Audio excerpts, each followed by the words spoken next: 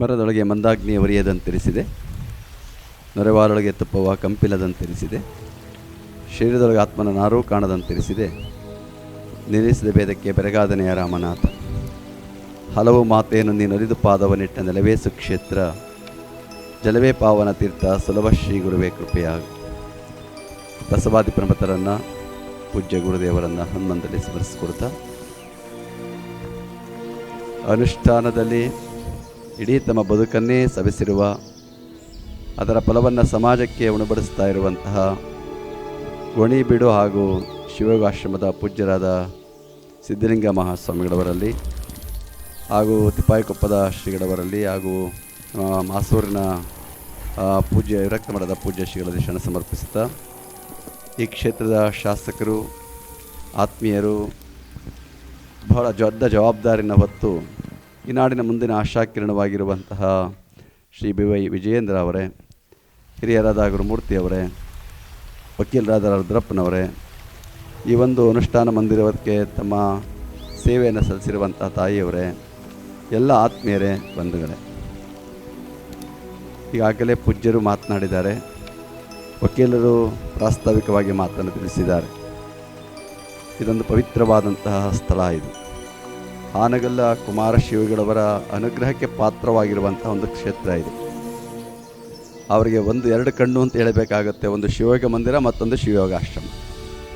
ಹಾನಗಲ್ಲ ಕುಮಾರಸ್ವಾಮಿಗಳವರ ಎರಡು ಕಣ್ಣು ಅಂತಂದರೆ ಒಂದು ಶಿವಯೋಗ ಮಂದಿರ, ಮತ್ತೊಂದು ಶಿವಯೋಗ ಆಶ್ರಮ ಅಂತೇಳಿ. ಈ ನಾಡು ಕಂಡಂಥ ಮಹಾಚೇತನ ಹಾನಗಲ್ಲ ಕುಮಾರಸ್ವಾಮಿಗಳವರು. ಅವರ ದೂರದೃಷ್ಟಿ, ಅವರ ಸಮಾಜದ ಬಗ್ಗೆ ಇದ್ದಂಥ ಕಾಳಜಿ ಇನ್ನೊಬ್ಬರನ್ನು ಕಾಣೋದಕ್ಕೆ ಸಾಧ್ಯ ಆಗದೇ ಇಲ್ವೇನೋ ಅಂಥೇಳಿ, ಅಷ್ಟು ಸಮಾಜಕ್ಕೆ ಅವರು ಸಮಾಜವೇ ತಾಯಿ ತಂದೆ, ಸಮಾಜವೇ ದೇವರು ಅಂತ ಭಾವಿಸಿ ಏನಾದರೂ ಸೇವೆ ಮಾಡಿದ್ದಾರೆ ಅಂತಂದರೆ ಅದು ಹಾನಗಲ್ಲ ಕುಮಾರ ಮಹಾಸ್ವಾಮಿಗಳವರು. ಅವರಿಗೆ ಇಡೀ ಬದುಕಿನ ತುಂಬ ಸಮಾಜ ಸಮಾಜ ಸಮಾಜ ಜನ, ನಮ್ಮ ಜನಗಳು ಚೆನ್ನಾಗಿರಬೇಕು, ನಮ್ಮ ಸಮಾಜ ಬದುಕಬೇಕು, ಸಮಾಜ ಸಂಸ್ಕಾರವಂತಾಗಿರಬೇಕು ಅನ್ನುವಂತಹ ಬಹಳ ಅಪೇಕ್ಷೆ ಇತ್ತು ಅವರಿಗೆ.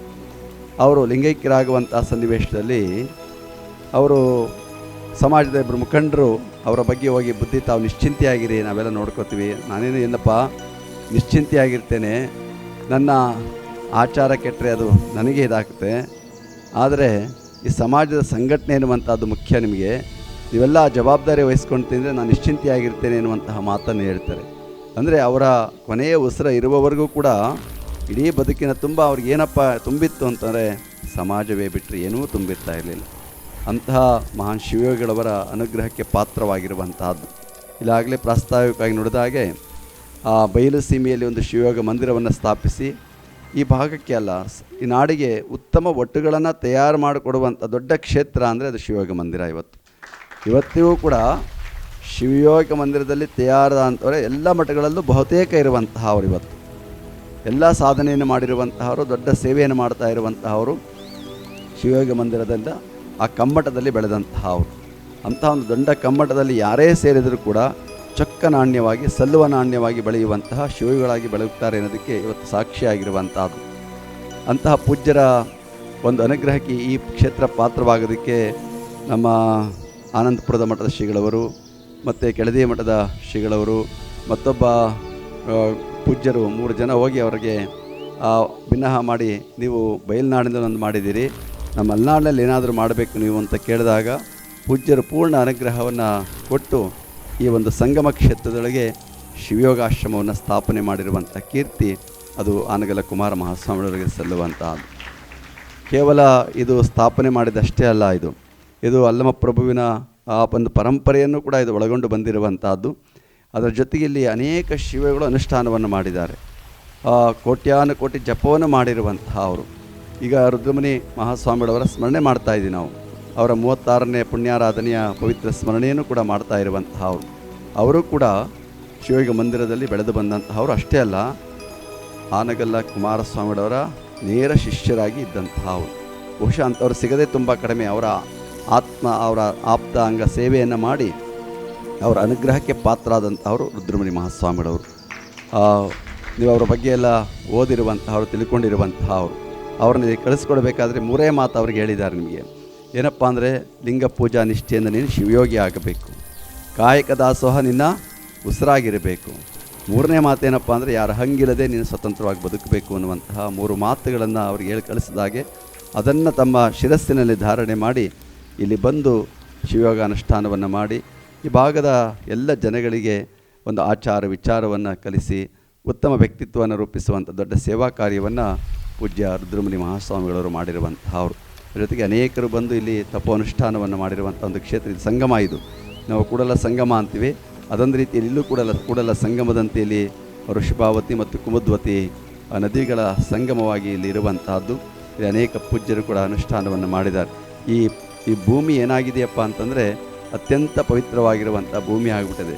ನನಗೆ ಅನ್ನಿಸ್ತಾ ಇತ್ತು ಅಂತಹ ಶಿವಗಳೆಲ್ಲರೂ ಕೂಡ ತಪೋನುಷ್ಠಾನ ಮಾಡಿರುವಂತಹ ಈ ವಾತಾವರಣ, ಇಲ್ಲಿಯ ಗಾಳಿ, ಇಲ್ಲಿಯ ನೀರು, ಇಲ್ಲಿಯ ಭೂಮಿ, ಇಲ್ಲಿ ಎಲ್ಲ ವಾತಾವರಣವೂ ಕೂಡ ಶಿವಯೋಗವೇ ಆಗಿದೆ ಏನು ಅಂತೇಳಿ ನನಗೆ ಭಾವಿಸ್ತಾ ಇರುವಂತಹದ್ದು. ಏಕೆಂದರೆ ನಾನಾಗಲೇ ಹೇಳಿದಾಗೆ ಹಲವು ಮಾತೇನು ನೀನಲಿದು ಪಾದವನ್ನಿಟ್ಟ ನೆಲವೇ ಸುಕ್ಷೇತ್ರ ಜಲವೇ ಪಾವನ ತೀರ್ಥ ಅನ್ನುವ ಹಾಗೆ ಅವರೆಲ್ಲ ಅನುಗ್ರಹ ಮಾಡಿ ಅವರ ಆಶೀರ್ವಾದ ಮಾಡಿ ಇಲ್ಲಿ ಅನುಷ್ಠಾನ ಮಾಡಿ ತಮ್ಮ ಪಾದ ಸ್ಪರ್ಶವನ್ನು ಮಾಡಿರುವಂಥ ಈ ಕ್ಷೇತ್ರ ಪವಿತ್ರ ಕ್ಷೇತ್ರವಲ್ಲದೆ ಮತ್ತೇನು ಅನ್ನೋದಕ್ಕೆ ಸಾಧ್ಯವೇ ಆಗದೇ ಇರುವಂತಹದ್ದು. ಅಂತಹ ಶಿವಯೋಗಾಶ್ರಮದ ಇಂದಿನ ಗುರುಗಳಾಗಿದ್ದಂತಹ ಪೂಜ್ಯ ರುದ್ರಮುನಿ ಮಹಾಸ್ವಾಮಿಗಳವರ 36ನೇ ಪುಣ್ಯ ಸ್ಮರಣೆಯನ್ನು ನಾವು ಮಾಡ್ತಾಯಿದ್ದೀವಿ.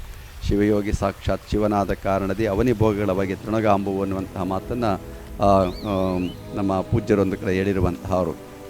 ಯಾರೇ ಶಿವಗಳಾದರೂ ಕೂಡ ಈ ನಾಡಿಗೆ ಒಳ್ಳೆಯದನ್ನು ಮಾಡುವಂಥದ್ದು. ಈಗ ನೋಡಿ, ಪೂಜೆ ಎನ್ನುವಂಥದ್ದು ವೈಯಕ್ತಿಕ, ಫಲ ಅನ್ನುವಂಥದ್ದು ಸಾರ್ವತ್ರಿಕ ಅಂತ ಹೇಳ್ತಾರೆ. ನೀವು ದೇವಸ್ಥಾನದಲ್ಲಿ ಪೂಜೆ ಮಾಡೋದು ಬೇರೆ ವಿಚಾರ, ಅದು ಬೇರೆ. ದೇವಸ್ಥಾನದಲ್ಲಿ ಪೂಜೆ ಮಾಡ್ತಾನೆ, ಅವನು ಫಲವನ್ನು ತಾನು ಮಡಿಕತಾನೆ. ಪೂಜೆ ಮಾತ್ರ ಎಲ್ಲ ಸಾರ್ವಜನಿಕರೆಲ್ಲ ಕೂಡ ಮಾಡ್ತಾರೆ, ಆದರೆ ಫಲ ಮಾತ್ರ ಅವನಿಗೆ ಸಿಗ್ತದೆ. ಆದರೆ ಒಬ್ಬ ಶಿವಯೋಗಿಯುವಂತಹ ಅವನು ಪೂಜೆ ಮಾಡುವಂಥದ್ದು ಏನಪ್ಪ ಅಂದರೆ ಅದರ ಪೂಜೆ ಎನ್ನುವಂಥದ್ದು ವೈಯಕ್ತಿಕ, ಅದರ ಫಲ ಏನಾಗಿರ್ತದೆ ಸಾರ್ವತ್ರಿಕವಾಗಿ ಜನಗಳಿಗೆ ತಲುಪಬೇಕಾಗಿರುವಂತಹದ್ದು, ಜನರಿಗೆ ಚೆಲ್ಲುವಂತಹದ್ದು. ಹಾಗೆ ಈ ಮಠದ ಈ ಆಶ್ರಮದ ಪರಂಪರೆಗಳಿಗೆಲ್ಲವೂ ಕೂಡ ಶಿವಯೋಗವನ್ನು ಮಾಡುವುದರ ಮುಖಾಂತರವಾಗಿ ಅದರ ಫಲವನ್ನು ಸಮಾಜಕ್ಕೆ ಅರ್ಪಣೆ ಮಾಡಿಕೊಂಡು ಬಂದಿರುವಂತಹ ಅವರು. ನೋಡಿ, ನಿಮಗೆ ಭಾಗ್ಯ, ನೀವೆಲ್ಲರೂ ಪುಣ್ಯವಂತರು. ಅದೇ ಒಂದು ಪರಂಪರೆಗೆ ನಿಮಗೆ ಒಳ್ಳೆಯ ಶ್ರೀಗಳವರು, ಅನುಷ್ಠಾನದ ಶ್ರೀಗಳವರೇ ಸಿಕ್ಕಿದ್ದಾರೆ ಅಂದ್ರಲ್ಲ, ನಿಮ್ಮ ಭಾಗ್ಯ ಎಷ್ಟಿರಬೇಕು ಅಂತ ಪಾಲನೆ ಮಾಡಬೇಕು.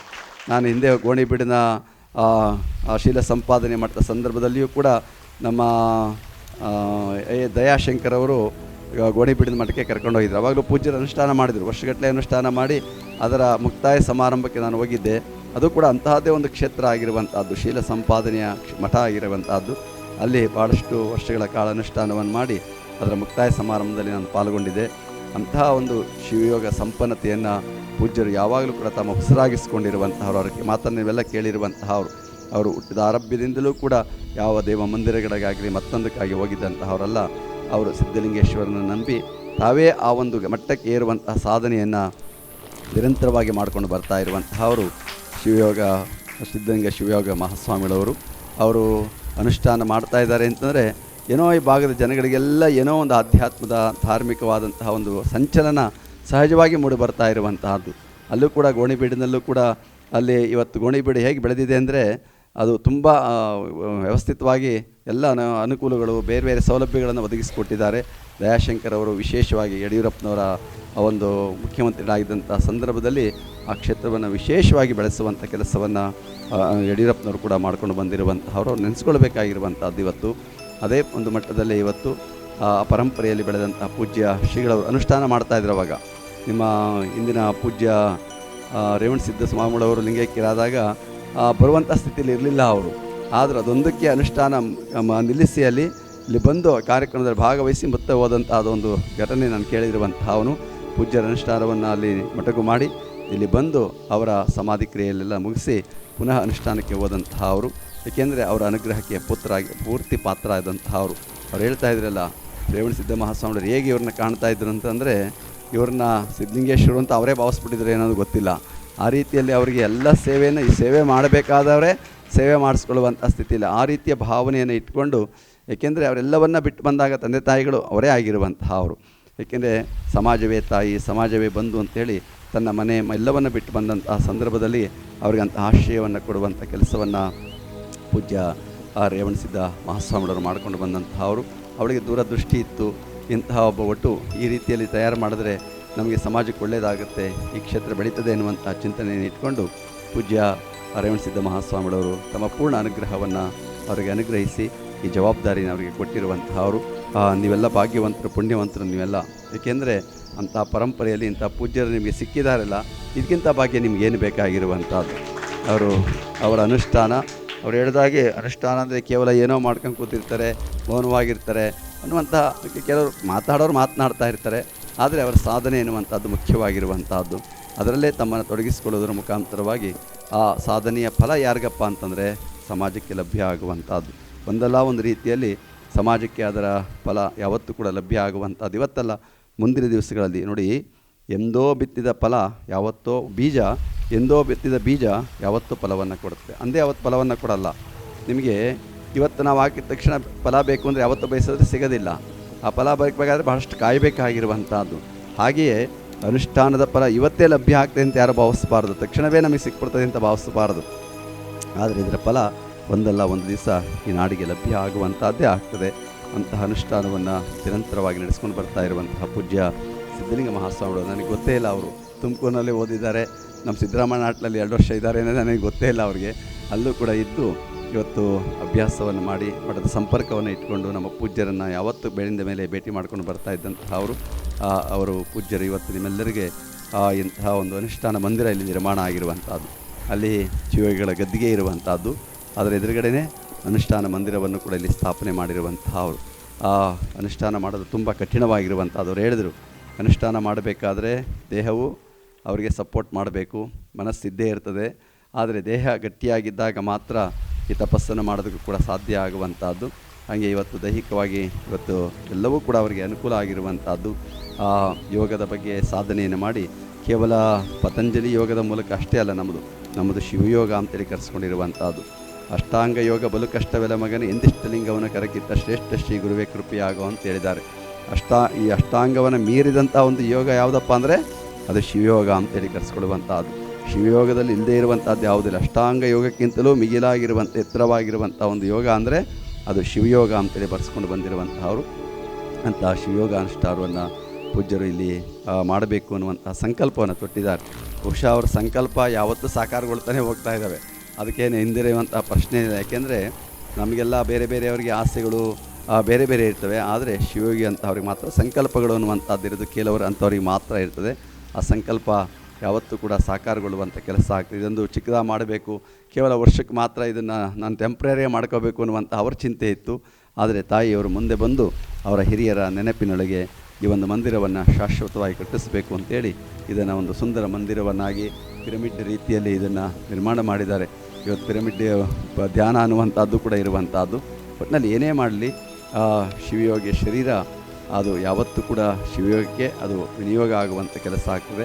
ಇವತ್ತು ಶಿವಯೋಗ ಅನುಷ್ಠಾನಕ್ಕೆ ಒಂದು ಅನುಕೂಲ ಆಗಿರುವಂತಹ ಒಂದು ಅನುಷ್ಠಾನ ಮಂದಿರವನ್ನು ಇಲ್ಲಿ ನಿರ್ಮಾಣ ಮಾಡಿ ಅದನ್ನು ಲೋಕಾರ್ಪಣೆ ಮಾಡುವಂಥ ಪವಿತ್ರ ಕಾರ್ಯವನ್ನು ಇವತ್ತಿನ ಸಂಜೆ ತಾವೆಲ್ಲರೂ ಕೂಡ ನೆರವೇರಿಸ್ತಾ ಇರುವಂತಹ ಅವರು. ಸಂಜೆಯ ಕಾರ್ಯಕ್ರಮ ಅದು ಒಂದು ಸಾರ್ವಜನಿಕ ಕಾರ್ಯಕ್ರಮವನ್ನು ಕೂಡ ಹಮ್ಮಿಕೊಳ್ತಾ ಇದ್ದೀರಿ ನೀವೆಲ್ಲರೂ ಕೂಡ. ಪೂಜ್ಯ ನಮ್ಮ ಹಾವೇರಿ ಶ್ರೀಗಳವರು ಬರ್ತಾ ಇದ್ದಾರೆ, ಬೇರೆ ಬೇರೆ ಶ್ರೀಗಳವರು ಬರ್ತಾ ಇದ್ದಾರೆ. ವಿಜಯಣ್ಣ ಸಾಯಂಕಾಲನೂ ಬರ್ತಾರೆ ಅಂತ ಕಾಣಿಸ್ತದೆ, ಸಾಯಂಕಾಲ ಇಲ್ಲೇ ಇದರಿಂದ ಅವರೆಲ್ಲರ ಮತ್ತು ಪೂಜ್ಯರ ಅನುಗ್ರಹದಿಂದ ಈ ಕಾರ್ಯಕ್ರಮ ಯಶಸ್ವಿ ಆಗಲಿ. ಏನು ಸಂಕಲ್ಪ ಅವ್ರು ಹೇಳಿದ್ರು ಅಂದರೆ, ಈಗಾಗಲೇ ಶಿವಯೋಗ ಮಂದಿರದಲ್ಲಿ ಏನು ನಡೀತಾ ಇದೆಯೋ ಅದರ ಶಿವಯೋಗ ಮಂದಿರ ಇಲ್ಲಿ ಸ್ಥಾಪನೆ ಆಗಬೇಕು ಅನ್ನುವಂಥ ಆಸೆ ಪೂಜ್ಯರಿಗೆ ಇರುವಂತಹದ್ದು. ಏಕೆಂದರೆ ಇವತ್ತು ತರಬೇತಿ ಕೊಡುವಂಥದ್ದು ಅತ್ಯಂತ ಮುಖ್ಯ. ನೀವೆಲ್ಲ ಶಿಕ್ಷಣ ಕೊಡ್ತೀರಿ, ಬೇರೆ ಬೇರೆ ಕೊಡ್ತೀರಿ. ಆದರೆ ಇವತ್ತು ಧಾರ್ಮಿಕವಾದಂತಹ ಒಂದು ಸಂಸ್ಕಾರ ಶಿಕ್ಷಣವನ್ನು ಕೊಡುವಂಥದ್ದು ಭಾಳಷ್ಟು ಮುಖ್ಯವಾಗಿರುವಂಥದ್ದು. ಅದರ ಜೊತೆಗೆ ಮಠಗಳಿಗೆ ಒಳ್ಳೆಯ ಒಟ್ಟುಗಳನ್ನು ತಯಾರು ಮಾಡಿ ಅಂತಹ ಒಟ್ಟುಗಳನ್ನು ಉತ್ತಮವಾಗಿ ತಯಾರು ಮಾಡಿದ್ರೆ ಆ ಮಠಗಳು ಚೆನ್ನಾಗಿ ಉದ್ಧಾರ ಆಗ್ತದೆ, ಸಮಾಜಕ್ಕೂ ಕೂಡ ಒಳ್ಳೆಯ ಕೊಡುಗೆಯನ್ನು ಕೊಡುವಂತಹ ಕೆಲಸ ಆಗ್ತದೆ. ಅಂತಹ ಒಂದು ಪೂಜ್ಯರ ಏನು ಸಂಕಲ್ಪ ಇದೆ ಅದನ್ನು ಸಾಕಾರಗೊಳಿಸುವಂಥ ಕೆಲಸ ನಿಮ್ಮೆಲ್ಲರ ಮೇಲೆ ಜವಾಬ್ದಾರಿ ಇರುವಂಥದ್ದು. ಮುಂದಿನ ದಿವಸಗಳಲ್ಲಿ ಇಲ್ಲಿ ಒಂದು ಶಿವಯೋಗ ಮಂದಿರದಂತೆ ಒಟ್ಟುಗಳನ್ನು ತಯಾರು ಮಾಡುವಂತಹ ಮತ್ತೊಂದು ಶಿವಯೋಗ ಮಂದಿರ ಈ ಶಿವಯೋಗ ಆಶ್ರಮದಲ್ಲಿ ಯಾವತ್ತೂ ಅದು ಮುಂದುವರಿಲಿ ಅನ್ನುವಂಥ ಆಶಯವನ್ನು ಸಂದರ್ಭದಲ್ಲಿ ವ್ಯಕ್ತ ಮಾಡ್ತಾ, ಪೂಜ್ಯ ಸಿದ್ಧಲಿಂಗ ಶಿವಯೋಗಿಗಳವರು ಈ ಭಾಗದಲ್ಲಿ ನಿಮ್ಮೆಲ್ಲರಿಗೂ ಕೂಡ ಅನುಗ್ರಹವನ್ನು ಮಾಡ್ತಾ ಇರುವಂಥದ್ದು ನಿಮ್ಮೆಲ್ಲರ ಪುಣ್ಯ. ಅವರಿಗೆ ಜವಾಬ್ದಾರಿ ಇದೆ, ಗೋಣಿಬೀಡಿನಲ್ಲೂ ಜವಾಬ್ದಾರಿ ಇದೆ, ಗುಲ್ಬರ್ಗಾದಲ್ಲಿ ಒಂದು ಕಡೆ ಇದೆ. ಅದ್ರ ಜೊತೆಗೆ ಇದು ದೊಡ್ಡ ಜವಾಬ್ದಾರಿ ಇರುವಂಥದ್ದು. ಇದನ್ನು ಮುಂದುವರಿಸ್ಕೊಂಡು ಹೋಗ್ತಾ ಇದ್ದಾರೆ. ಹಿಂದೆ ಕೇಳಿದಾಗೆ ಮೈತ್ರಾದೇವಿ ತಾಯಿಯವರು ಬಹುಶಃ ಈ ಮಠದ ಅನನ್ಯ ಭಕ್ತರಾಗಿ ಯಡಿಯೂರಪ್ಪನವರು ಮತ್ತು ಮೈತ್ರಾದೇವಿಯವರು ಮತ್ತು ಅವರ ತಾಯಿ ತಂದೆಗಳು ಮೈತ್ರಾದೇವಿಯವರ ತಾಯಿ ತಂದೆಗಳೆಲ್ಲರೂ ಕೂಡ ಈ ಮಠದ ಭಕ್ತರಾಗಿ ಯಾವತ್ತೂ ತಮ್ಮನ್ನು ತಾವು ತೊಡಗಿಸ್ಕೊಂಡು ಹೋಗ್ತಾ ಇರುವಂತಹವರು. ಆ ತಾಯಿಯವರ ಕೊಡುಗೆನೂ ಕೂಡ ಈ ಮಠದ ಬೆಳವಣಿಗೆಯಲ್ಲಿ ಭಾಳಷ್ಟು ಇರುವಂಥದ್ದು. ಆ ತಾಯಿಯವರನ್ನು ಕೂಡ ಇವತ್ತು ಸ್ಮರಣೆ ಮಾಡಿಕೊಳ್ಳೋಣ. ಆ ಪರಂಪರೆಯಲ್ಲಿ ಇವತ್ತು ಯಡಿಯೂರಪ್ಪನವರು, ಬಹುಶಃ ಯಡಿಯೂರಪ್ಪನವ್ರ ಬಗ್ಗೆ ನನಗೆ ಅನ್ನಿಸ್ತಾ ಇರ್ತದೆ, ವುಡ್ ಟು ವೈಟ್ ಹೌಸ್ ಅಂತ ಒಂದು ಮಾತು ಬರ್ತಾ ಇರ್ತದೆ. ಅಮೇರಿಕಾದಲ್ಲಿ ಯಾರೋ ಒಬ್ಬ ನಮ್ಮ ಅಬ್ರಹಾಂ ಲಿಂಕನ್ ಬಗ್ಗೆನೇ ಇರ್ಬೋದು ಅದು. ವುಡ್ ಟು ವೈಟ್ ಹೌಸ್ ಅಂತ ಅವ್ನು ಸಣ್ಣ ಇದರಿಂದ ದೊಡ್ಡ ಎತ್ತರಕ್ಕೆ ಸಾಧನೆ ಮಾಡುವಂಥವ್ರು. ಹಾಗೆ ಶಿಕಾರಿಪುರದಿಂದ ನಮ್ಮ ವಿಧಾನಸೌಧದ ಬಾಗಿಲವರಿಗೆ ಎತ್ತರದವರಿಗೆ ಹೋದಂಥ ಒಂದು ಕೀರ್ತಿ ಯಾರಪ್ಪ ಅಂದರೆ ಅದು ಯಡಿಯೂರಪ್ಪನವರಿಗೆ. ಅವರು ಛಲ, ಧೈರ್ಯ, ಹೋರಾಟ. ನಾನು ಅವ್ರನ್ನ ಮೊದಲು ನೋಡಿದ್ದೇನಪ್ಪ ಅಂದರೆ ಪಾದಯಾತ್ರೆ ಮಾಡ್ತಾಯಿದ್ರು ಅನ್ಸುತ್ತೆ, ನಾನು ನೋಡಿಲ್ಲ. ನಾನೆಲ್ಲೋ ಪ್ರಯಾಣ ಮಾಡ್ತೆ, ಮೈಸೂರು ಕಡೆಗೆ ಹೋಗ್ತಾಯಿದ್ದೆ. ಮೈಸೂರು ಕಡೆಗೆ ಹೋಗ್ಬೇಕಾದ್ರೆ ಪಾಂಡವಪುರದ ಹತ್ರ ಅವ್ರು ಪಾದಯಾತ್ರೆ ಹೋಗ್ತಾಯಿತ್ತು. ಅವಾಗ ಒಂದು ದೊಡ್ಡ ಅವರೇ ಮೊದಲು ಪಾದಯಾತ್ರೆ ಮಾಡಿದಂತ ಕಾಣಿಸ್ತದೆ, ಯಾರೂ ಮಾಡಿರಲಿಲ್ಲ ನನಗೆ. ಅವ್ರು ದೊಡ್ಡ ಒಂದು ಪಾದಯಾತ್ರೆಯನ್ನು ಮಾಡಿದರು. ಒಂದು 100-200 ಜನ ಇದ್ದರು ಅವ್ರ ಜೊತೆಯಲ್ಲಿ. ಪಾದಯಾತ್ರೆ ಮಾಡ್ಕೊಂಡು ಪಾಂಡವಪುರದ ಹತ್ರ ಹೋಗ್ತಾಯಿದ್ದೆ. ನಾನು ಮೈಸೂರಲ್ಲಿ ಹೋಗ್ತಾಯಿದ್ದೆ. ಅವಾಗ ಅವ್ರನ್ನ ನೋಡಿದ್ದಂಥದ್ದು. ಅಂತಹ ಒಂದು ಹೋರಾಟಗಾರರು, ಅದರಲ್ಲೂ ಕೂಡ ರೈತ ಪರವಾಗಿರುವಂತಹ ಹೋರಾಟ, ಜನಸಾಮಾನ್ಯರ ಬಗ್ಗೆ, ಬಡವರ ಬಗ್ಗೆ ಕಾಳಜಿಯನ್ನು ಇಟ್ಕೊಂಡು ಒಂದು ಕೆಲಸ ಕಾರ್ಯಗಳನ್ನು ಮಾಡುವಂಥ ವಿಶೇಷ ಗುಣ ಯಡಿಯೂರಪ್ಪನಲ್ಲಿ ಕಾಣುವಂತಹದ್ದು. ಅಂತಹವರ ಒಂದು ಪರಂಪರೆ ಇಲ್ಲಿ ಬೆಳೆದು ಬಂದಿರುವಂಥದ್ದು. ಜೊತೆಗೆ ಅದೇ ರೀತಿಯಲ್ಲಿ ಇವತ್ತು ವಿಜಯೇಂದ್ರ ಅವರಿಗೆ ಯಡಿಯೂರಪ್ಪನ ಮಗ ಅಂತೇನು ಕೀರ್ತಿಯನ್ನು ಬರುವಂಥದ್ದು ಅವಶ್ಯಕತೆ ಏನಿಲ್ಲ. ತನ್ನದೇ ಆದಂಥ ಸ್ವಂತಿಕೆ ಇದೆ ಅವರಿಗೆ. ಆ ಒಂದು ಪರಂಪರೆಯನ್ನು ಇಟ್ಕೊಂಡು ಗತ್ತಿನಿಂದ ಅದನ್ನೆಲ್ಲ ನಿರ್ವಹಿಸುವಂತಹ ಜವಾಬ್ದಾರಿ ಕೂಡ ಅವ್ರಿಗೆ ಇರುವಂಥದ್ದು. ಕೇವಲ ಯಡಿಯೂರಪ್ಪನವ್ರ ಮಗ ಅಂತ ಹೇಳೋದಕ್ಕಿಂತ ಕೂಡ ವಿಜಯೇಂದ್ರ ಅವರೇ ತಮ್ಮ ಸ್ವಂತ ಸಾಧನೆಯನ್ನು ಎತ್ತರಕ್ಕೆ ಬೆಳೆದಿರುವಂಥ ಕೆಲಸವನ್ನು ಮಾಡಿರುವಂತಹವರು. ನೋಡಿ, ಅವರ ಒಂದು ಸಾಧನೆ, ಅವರ ಸೇವೆ, ಅವರ ಇದನ್ನು ಗುರುತಿಸಿ ಇವತ್ತು ನಮ್ಮ ರಾಜ್ಯದ BJP ಅಧ್ಯಕ್ಷರನ್ನಾಗಿ ಮಾಡಿದ್ದಾರೆ. ಅತ್ಯಂತ ಕಿರಿ ವಯಸ್ಸಿನಲ್ಲಿ ಒಂದು ದೊಡ್ಡ ಜವಾಬ್ದಾರಿನ ಕೊಟ್ಟಿದ್ದಾರೆ ಅಂತಂದರೆ ಬಹುಶಃ ಅವರ ಸಾಧನೆ ಎಷ್ಟು ಅಂತ ಅದನ್ನು ನಾವು ಊಹೆ ಮಾಡಿಕೊಳ್ಬೇಕಾಗಿರುವಂಥದ್ದು. ಯಡಿಯೂರಪ್ಪನವ್ರ ನಂತರ ಈ ಭಾಗದ ಶಾಸಕರಾಗಿ ಬಹುಶಃ ನಾನು ನೋಡ್ತಾ ಬರ್ತಾ ಇದ್ದೆ, ನಿಮ್ಮ ಈ ಬಾರ್ಡ್ರಿಗೆ ಬರೋದಕ್ಕಿಂತಲೂ ಇಲ್ಲಿ ಬಂದಾಗಲೂ ರಸ್ತೆಗಳು ನೋಡಿದ್ರೆ ಅದೇ ವ್ಯತ್ಯಾಸ ಗೊತ್ತಾಗ್ಬಿಡ್ತದೆ ನಿಮಗೆ. ಯಡಿಯೂರಪ್ಪನವ್ರು ಏನಪ್ಪ ಅನ್ನೋದು ವ್ಯತ್ಯಾಸ ಗೊತ್ತಾಗ್ಬಿಡ್ತದೆ. ಅಷ್ಟರ ಮಟ್ಟಿಗೆ ಇಲ್ಲಿ ಅಭಿವೃದ್ಧಿ ಕಾರ್ಯಗಳನ್ನು ನಿರಂತರವಾಗಿ ಮಾಡ್ಕೊಂಡು ಬರ್ತಾ ಇದ್ದಾರೆ. ನಿಮಗೆ ನಾನು ನೋಡಿದಾಗೆ ಈ ಭಾಗದಲ್ಲಿ ಎಲ್ಲೂ ನೋಡಿದ್ರೆ ಹಸಿರುಮಯ ಇದೆ. ಅದರ ಜೊತೆಗೆ ಕೃಷಿಗೆ ಬೇಕಾಗಿರುವಂತಹ ನೀರಾವರಿ ವ್ಯವಸ್ಥೆ ಇರುವಂಥದ್ದು. ಯಡಿಯೂರಪ್ಪನವ್ರು ಬಂದ ಮೇಲೆ ಇಲ್ಲಿ ಏತ ನೀರಾವರಿ ಅನೇಕ ಯೋಜನೆಗಳನ್ನು ತಂದು ಇಲ್ಲೂ ಒಂದು ಏತ ನೀರಾವರಿ ಮಾಡಿರುವಂತಹ ಅವರು ರೈತರಿಗೆ ಬಹಳಷ್ಟು ಅನುಕೂಲಗಳನ್ನು ಈ ಭಾಗದಲ್ಲಿ ಮಾಡಿದ್ದಾರೆ. ನಿಜಕ್ಕೂ ಅವರ ಮೊದಲಿಗೆ ರೈತ ಪರವಾದಂಥ ಬಜೆಟ್ ಮಂಡಿಸ್ತಾರೆ ಯಾರು? ಯಡಿಯೂರಪ್ಪನವರು. ಅಂದರೆ ಅವರ ಕಾಳಜಿ ಎಷ್ಟಿತ್ತು ಅಂತ ಊಹೆ ಮಾಡೋದಕ್ಕೆ ಸಾಧ್ಯ. ಆ ಪರಂಪರೆ ಯಡಿಯೂರಪ್ಪನವರು ಇವತ್ತಿಲ್ಲ. ಅವರು ನಿವೃತ್ತರಾದ ಮೇಲೆ ಈಗ ಇದರ ಜವಾಬ್ದಾರಿನ ಹೊತ್ತು ಶಿಕಾರಿಪುರದ ಶಾಸಕರಾಗಿ ಮೊದಲ ಬಾರಿಗೆ ಆಯ್ಕೆಯನ್ನು ಮಾಡಿದ್ದೀರಿ. ನಿಮ್ಮನ್ನೆಲ್ಲ ಅಭಿನಂದಿಸಬೇಕು, ಶಿಕಾರಿಪುರದನ್ನೆಲ್ಲರಿಗೂ ಅಭಿನಂದಿಸಬೇಕಾಗಿರುವಂಥದ್ದು.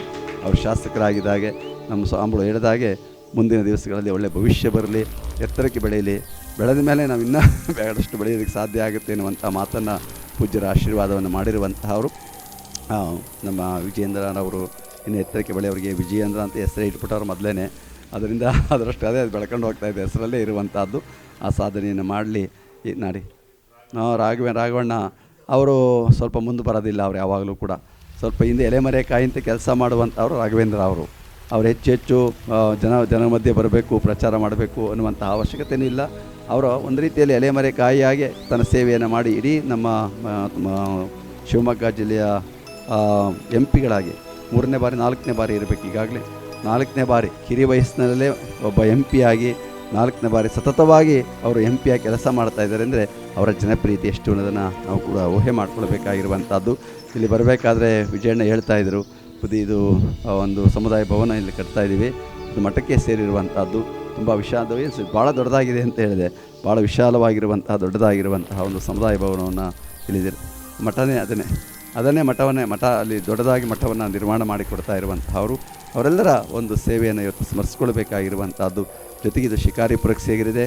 ಶಿಕಾರಿಪುರ ಬೇರೆಯಲ್ಲ, ಶಿವಯೋಗಾಶ್ರಮ ಬೇರೆಯಲ್ಲ ಅನ್ನುವಂಥ ಭಾವನೆಯನ್ನು ಇಟ್ಕೊಂಡು ಸೇವಾ ಕಾರ್ಯಗಳನ್ನು ನಡೆಸ್ಕೊಂಡು ಬರ್ತಾ ಇರುವಂತಹವರು ವಿಜಯಣ್ಣ ಈ ಕಾರ್ಯಕ್ರಮದಲ್ಲಿ ಭಾಗವಹಿಸಿದ್ದಾರೆ. ಅವ್ರು ಯಾವತ್ತೂ ಅವ್ರಿಗೆ ನೋಡಿ, ಅವರು ಎಲೆಕ್ಟ್ ಆದಮೇಲೆ ನಿಮ್ಮ ಕ್ಷೇತ್ರಕ್ಕೆ ಬರೋಕ್ಕೆ ಬಿಡುವಾಗ್ತಾ ಇರಲಿಲ್ಲ. ಅವ್ರಿಗೆ ಎಷ್ಟು ಕಷ್ಟ ಇತ್ತು ಅಂದರೆ ಅವ್ರಿಗೆ ಒಳಗಡೆ ಅನ್ನಿಸ್ತಾ ಇತ್ತು, ಏನಪ್ಪ ಕ್ಷೇತ್ರಕ್ಕೆ ಹೋಗಲಿಲ್ಲ ಅಂತ ಅವ್ರಿಗೆ ಮನಸ್ಸಿನೆಲ್ಲ ಕೊರಿತಾ ಇತ್ತು. ಅವ್ರಿಗೆ ಹಿಂದಿಂದಲೇ ಏನೇನೋ ಜವಾಬ್ದಾರಿಗಳು ಜಾಸ್ತಿ ಬಂದಿದ್ದರಿಂದಾಗಿ ತಕ್ಷಣವೇ ಬರೋಕ್ಕಾಗದೇ ಹೋದರೂ ಕೂಡ ಅವರ ಕ್ಷೇತ್ರದ ಬಗ್ಗೆ ಬಹಳಷ್ಟು ಕಾಳಜಿಯನ್ನು ಇಟ್ಕೊಂಡು ಕೆಲಸವನ್ನು ಮಾಡುವಂತಹ ಮನೋಭಾವವನ್ನು ಇಟ್ಕೊಂಡಿದ್ದಾರೆ. ಉತ್ತಮ ಶಾಸಕರನ್ನು ನೀವು ಪಡ್ಕೊಂಡಿದ್ದೀರಿ. ಅವರ ಸೇವೆ ಮುಂದಿನ ದಿವಸಗಳಲ್ಲಿ ಎತ್ತರವಾಗಿ ಬೆಳೆದು ಇನ್ನೂ ಮತ್ತಷ್ಟು ರಾಜ್ಯಕ್ಕೆ ನಮಗಿನ್ನೂ ಮತ್ತಷ್ಟು ಕೆಲಸ ಕಾರ್ಯಗಳಾಗಲಿ ಅನ್ನುವಂಥ ಹಾರೈಕೆಯನ್ನು ಅವರಿಗೆ ವ್ಯಕ್ತ ಮಾಡ್ತಾ, ವಿಶೇಷವಾಗಿ ತಾಯಿ ಸುನಂದಮ್ಮ ತಾಯಿ ಅವರ ಹಿರಿಯರ ಹೆಸರಿನಲ್ಲಿ ಈ ಮಂದಿರವನ್ನು ನಿರ್ಮಾಣ ಮಾಡಿಕೊಟ್ಟಿರುವಂತಹ ಅವರು ನಿಜವಾದ ತಾಯಿಯ ಸೇವೆಯನ್ನು ಸ್ಮರಿಸ್ಕೊಳ್ಳೋಣ. ಸ್ವಾಮೀಜಿಯವರು ಏನೋ ಒಂದು ಚಿಕ್ಕದಾಗಿ ಮಾಡ್ಕೊಳ್ಳೋಣ, ಒಂದು ವರ್ಷಕ್ಕಾಗುವಷ್ಟಾಗಿ ತಾತ್ಕಾಲಿಕವಾಗಿ ಮಾಡ್ಕೊಳ್ಳೋಣ ಅಂತ ಇದ್ದರು. ಇಲ್ಲ, ಒಂದು ಶಾಶ್ವತವಾಗಿ ಮಾಡೋಣ ಅನ್ನುವಂತಹ ಚಿಂತನೆಯನ್ನು ಇಟ್ಕೊಂಡು ತಾಯಿಯವರು ಕೊಡುಗೆಯನ್ನು ಕೊಟ್ಟು ಇದನ್ನು ನಿರ್ಮಾಣ ಮಾಡಿಕೊಟ್ಟಿದ್ದಾರೆ.